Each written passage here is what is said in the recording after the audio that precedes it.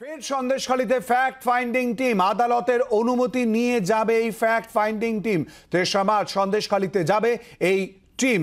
গত 25শে ফেব্রুয়ারি সন্দেশখালী যাওয়ার চেষ্টা করে এই দলটি, পুলিশি বাধা পেয়ে আদালতে দ্বারস্থ হয় ফ্যাক্ট ফাইন্ডিং টিম। এবং ইতিমধ্যেই যেটা জানা যাচ্ছে, আগামী 3রা মার্চ ফ্যাক্ট ফাইন্ডিং টিম আবারও সন্দেশখালী যাবে। ফের সন্দেশখালীতে ফ্যাক্ট ফাইন্ডিং টিম আদালতের অনুমতি নিয়েই যাবে ফ্যাক্ট ফাইন্ডিং টিম। 3রা মার্চ সন্দেশখালীতে যাবে এই ফ্যাক্ট ফাইন্ডিং টিম। জানবো আরো বিস্তারিতভাবে, সঙ্গে রয়েছে আমাদের প্রতিনিধি পিয়ালি মিত্র। পিয়ালি, কি জানা যাচ্ছে?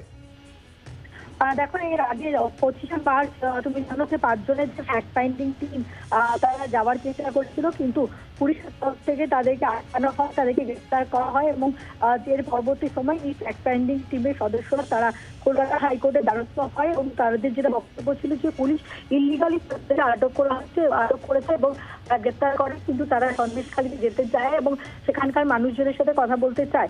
ফলে যেটা ফ্যাক্ট ফাইন্ডিং টিমের তরফ থেকে জানানো হচ্ছে যে তারা ইতিমধ্যেই কলকাতা হাইকোর্ট তাদের সেই অনুমতি দিয়েছে এবং আগামীকাল 3রা মার্চ তারা এই সন্দেশখালীতে আসবেন এবং সন্দেশখালীর মাঝের পাড়া, তার সঙ্গে নতুন পাড়া এবং নস্কর পাড়া, এই 3টে জায়গা কিন্তু তারা ভিজিট করবে বলে আমরা জানতে পারছি। ধন্যবাদ পিয়ালি।